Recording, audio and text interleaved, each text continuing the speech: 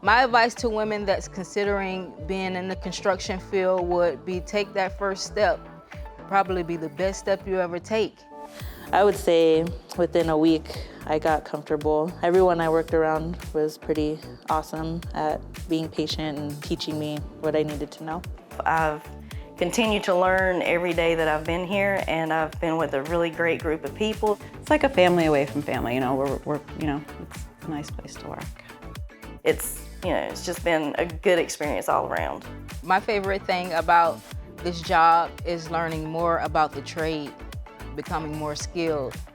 When I thought of concrete at first, I instantly thought of masculine and hard and kind of intimidating, but I thought maybe just try something different. I really didn't enjoy sitting at a desk for 8 to 10 hours a day. I think it's really interesting what we make. I didn't know what precast concrete was before.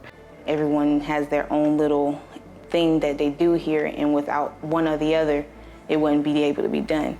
I can tell now from working, like if I drive by a building, I'm like, oh yeah, that's precast concrete, that's what we make. To make one big building or one bridge, I think that's pretty fulfilling knowing I was part of that.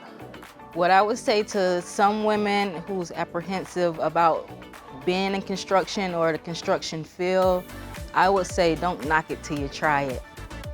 I like the pay, the people are nice, so why not? I think a big portion of success within this industry is getting the right fit at the right place.